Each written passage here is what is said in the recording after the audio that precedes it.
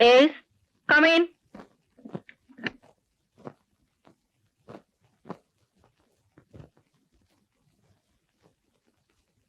नमस्ते जी। नमस्ते, आइए।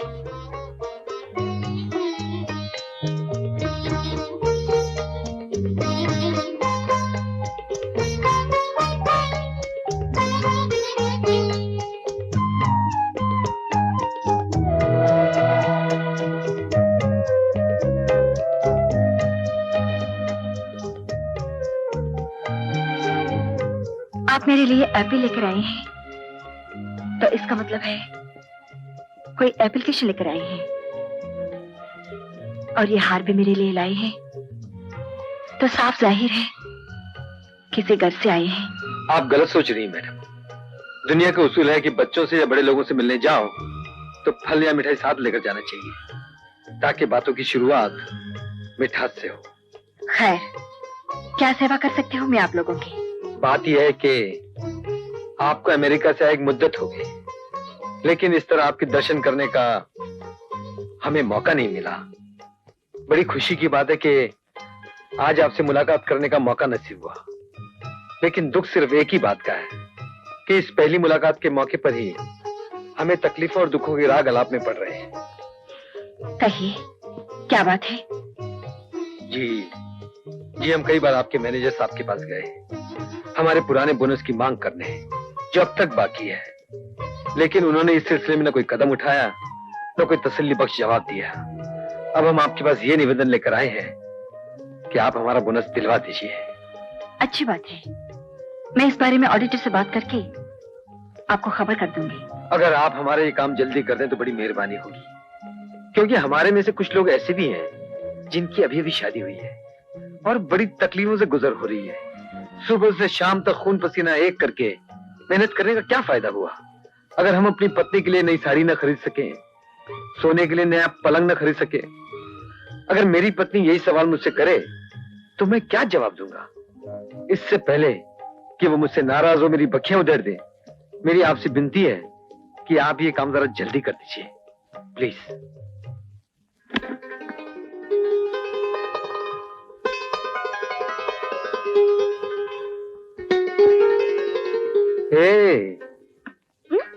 ये क्या बंदर की तरह चपर चपर खा रही हो? राम को दिया हुआ ये फल हनुमान स्टार खाया करता था, और राम उसमें से आधा फल इस तरह छीन के खाया करता था। क्यों? ये भगवान का प्रसाद है, जो इसे पूरा खाएगा उसके यहाँ इसी फल की तरह सुंदर बच्चा जन्म लेगा। तुम्हारा मतलब है कि गोल मटोल चेंडू जैसा बगैर हाथ पांव सर के? नहीं, मेरा मतलब है इसे सेब की तरह गुलाबी गुलाबी राजकुमारी जन्म लेगी। राजकुमारी? हाँ। No no no no no no राजकुमारी, नो बीमारी। एक यही राजकुमारी मुझे भारी पड़ रही है, दूसरी नहीं चाहिए। हमारे यहाँ तो हीरो होगा, हीरो, मेरे जैसा। Hero? No no no no hero no zero. ये एक ही हीरो मुझसे संभाला नहीं जा रहा, दूसरा क्या करूंगी? अपने यहाँ तो राजकुमारी पैदा होगी, मैं तो उसे पढ़ने के लिए अमेरिका भेजूंगी, बिजनेस एडमिनिस्ट्रेशन कोर्स करने के लिए। जी नहीं, माफ कीजिएगा, नो अमेरिका वेमेरिका, India India and only India, वो भी इसी शहर में पटवर्धन दास गोकुलदास हाई स्कूल में पढ़ेगा। झुंझुनवाला कॉलेज में डिग्री हासिल करके अपने बाप की तरह यूनियन लीडर बन जाएगा। लीडर बनेगा? जी हाँ। Union leader? जी हाँ। माजी, देखिए रमा जी, मैं कह रही हूँ कि हम अपनी बेटी को अमेरिका भेजेंगे, तो ये मना कर रहे हैं। बेटी को? बेटी नहीं माँ, बेटा। मैं अपने बेटे को पढ़ने के लिए अमेरिका कैसे भेज सकता हूँ? क्यों नहीं भेज सकता? अगर ये पढ़ाई के लिए उसे अमेरिका भेजनी चाहती है तो उसमें तेरे बाप को क्या जाता है? अरे तू अपने बेटे की भलाई नहीं चाहता? आप भी कैसी बात करते हैं पिताजी? मैं अपने बेटे को पढ़ने के लिए अमेरिका कैसे भेज सकता हूँ? कहीं वो अपनी माँ की तरह होकर आ गए तो क्या हुआ? मुझ में क्या बुराई है? पिताजी, आप चुपचाप क्यों खड़े हैं? आप बोलिए ना। भाई मैं किसकी तरफदारी करूं ये मेरी समझ में नहीं आ रहा।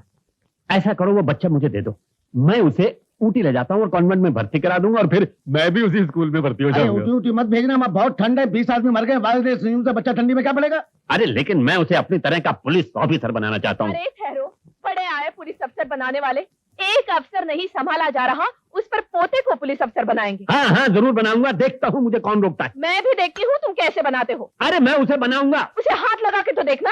हाथ लगाऊंगा। तुमने उसे हाथ लगाया तो बहुत बुरा होगा, कह देती हूँ। अरे हाँ। मुझे किसी ने रोका तो मुझसे बुरा कोई नहीं होगा। अरे रुको भाई, बच्चा कहाँ है, उसे बुला लो, उसकी क्या इच्छा है पूछ लेते हैं उससे, वो क्या बनना चाहता है, बात खत्म। ठीक है, बच्चे को बुलाते हैं, बुलाओ उसे। बच्चे को। बच्चा? बच्चा बच्चा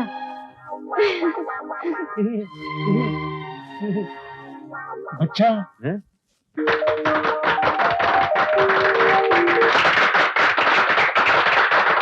हमें उम्मीद है कि सीता देवी के छत्र छाया में हमारा ये चैम्बर दिन दूनी रात चौगनी तरक्की करेगा। आओ बेटी आओ, कॉन्ग्रेचुलेशन कॉन्ग्रेचुलेशन, तुम चैम्बर ऑफ कॉमर्स की प्रेसिडेंट बन गई हो। जीती रहो बेटी, I am really proud of you. Thank you पिताजी।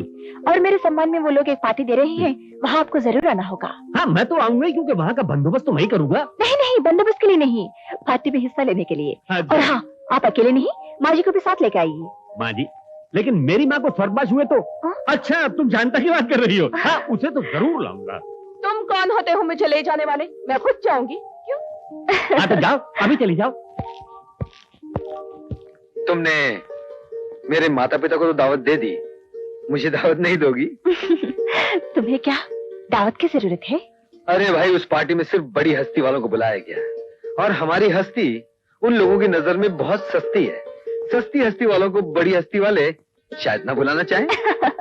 उन बड़ी हस्ती वालों की प्रेसिडेंट मैं हूँ, और इस प्रेसिडेंट की हस्ती तुम हो। इसीलिए फिजूल के बहस जबरदस्ती मत करो और चुपचाप चलो। Sita Devi, chamber of commerce ने ये पार्टी आपके सम्मान में दी थी, लेकिन आपने अपने इस मजदूर पति को यहाँ लाकर हम लोगों का अपमान किया है, जलील किया है। आपका बहुत बहुत शुक्रिया।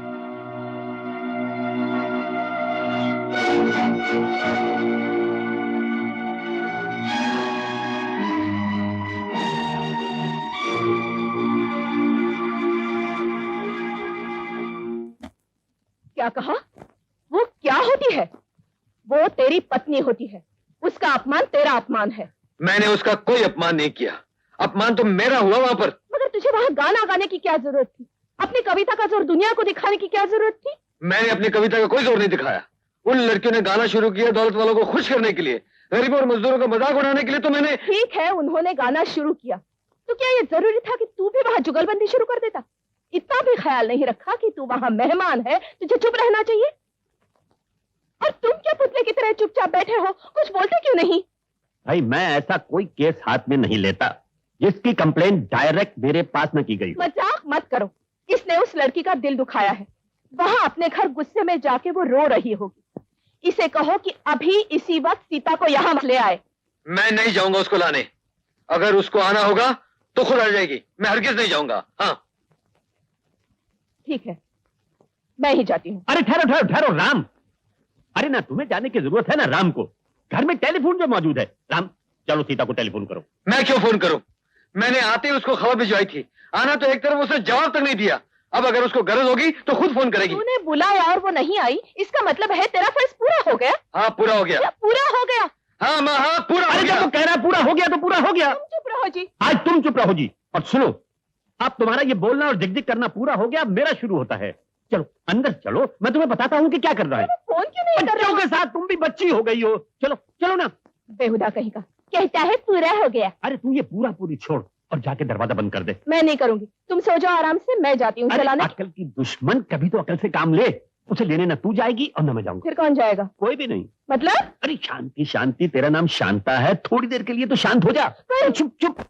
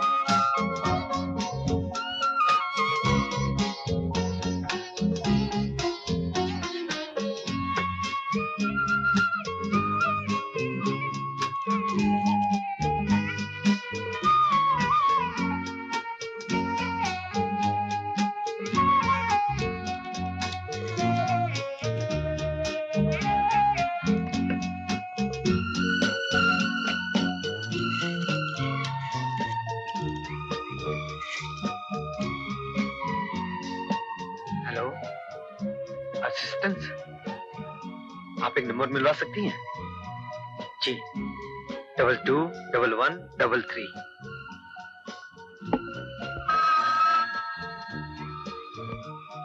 हेलो, मैं बोल रही हूँ।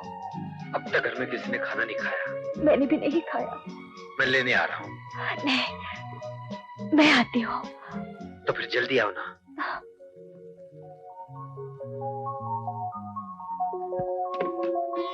क्यों, मानती हो कि नहीं? मैंने क्या कहा था, पूरा हो गया। क्या? तो मेरा मतलब है गुस्से का टाइम पूरा हो गया है और अब दोस्ती और प्यार का टाइम शुरू हुआ है। एक बात तो मानते हो ना हाँ? कि हमारा बेटा एक अच्छा इंसान और अच्छी औलाद ही नहीं, एक अच्छा पति भी है। हाँ, वो तो है, लेकिन तुमने कभी मुझे अच्छा पति बनने का मौका नहीं दिया। क्या? कभी जिंदगी में इस तरह टेलीफोन करने का चांस नहीं दिया। टेलीफोन घुमाने से पहले ही तुम सर झुकाए दरवाजे पर खड़ी नजर आती थी। ये हंसी मजाक कुछ ही दिनों के चोचले हैं, फिर सब अपनी असलियत पे आ जाएंगे। चिड़िया घोंसले से निकल के ना तो पानी में रह सकती है और ना ही मछली पानी से निकल के घोंसले में रह सकती है। सब वक्ती नाटक है। जब श्री राम और सीता अलग हो गए तो ये राम और सीता किस खेत की मूली है। सिर्फ 5 या 6 महीने लगेंगे, देख लेना, खुद ब खुद अलग हो जाएंगे। कैसी गंदी बात करता है रे पापी। उनकी शादी हो चुकी है, तू उनको अलग करना चाहता है? सारी जिंदगी जिनके टुकड़ों पे पलता रहा, आज उनके घर के टुकड़े कर देना चाहता है। ऐसे नीच गिरे हुए ख्याल तो किसी दुश्मन के मन में नहीं आ सकते, सिर्फ रावण के मन में आ सकते हैं। ठीक है, यूं समझ लो कि तुम्हारे घर में रवि ने नहीं, रावण ने जन्म लिया है।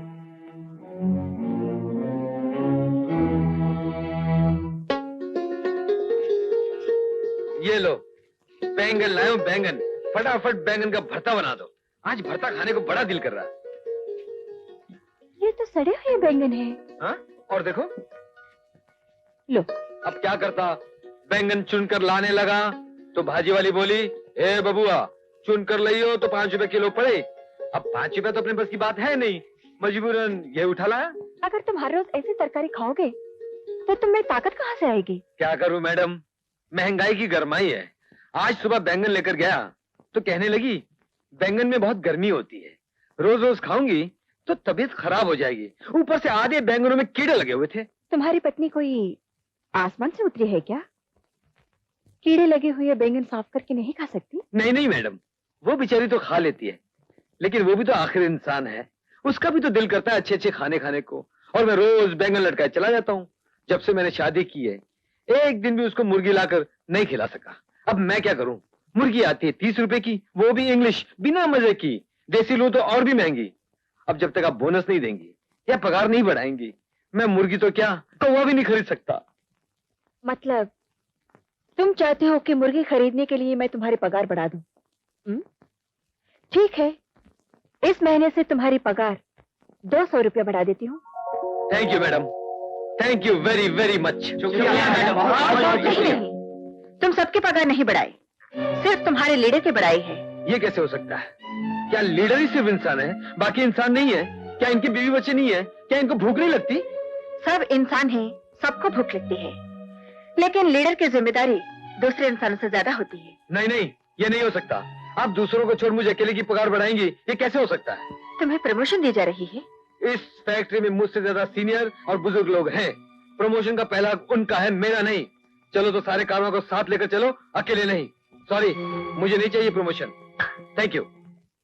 आज की इस मीटिंग बुलाने का मेरा मकसद था कि मालिक और मजदूर के संबंध पर रोशनी डाली जाए। मुझे ऐसा लग रहा है कि मालिक और मजदूर के बीच दोस्ताना माहौल पैदा होने के बजाय खींचाव पैदा हो रहा है। आप सही फरमा रही हैं। ये फासला मजदूर खुद बढ़ा रहे हैं। उन्हें हमारी मुश्किलों और समस्याओं की कोई परवाह नहीं। मजदूरों को हमसे कोई हमदर्दी नहीं, उन्हें सिर्फ पैसा चाहिए। आप बिल्कुल सही कह रही हैं, मगर कभी आपने उनकी समस्याओं पर गौर किया है? उनको 2 वक्त की रोटी भी नसीब नहीं होती। मुझे यही डर था कि एक दिन कहीं बहकावे में आकर तुम्हारे ख्यालात न बदल जाए, और वही हुआ। और उसका कारण है तुम्हारे पति। कहीं भूल कर भी तुमने मजदूरों को बोनस दे दिया तो मजबूरन हम सब लोगों को बोनस देना पड़ेगा, जो हम सब लोगों के लिए नुकसान की बात हो। आप हमारे चैम्बर की प्रेसिडेंट हैं, आपको मालिकों के फायदे के बारे में सोचना चाहिए। सीता देवी, इन मजदूरों की मांग कभी खत्म न हो। एक पूरी करो तो दूसरी के लिए आवाज उठाने लगेंगे कि तनख्वाह बढ़ा दो। तनख्वाह बढ़ा दी तो कहेंगे महंगाई भत्ता दो, बोनस दो, घर का किराया दो। अब क्या क्या दे? सीता देवी, मजदूर भूखा शेर है और बोनस हमारा खून है। अगर एक बार ये खून उनके मुंह को लग गया तो ये भूखा शेर हम लोगों को चीड़ फाड़ कर खा जाए।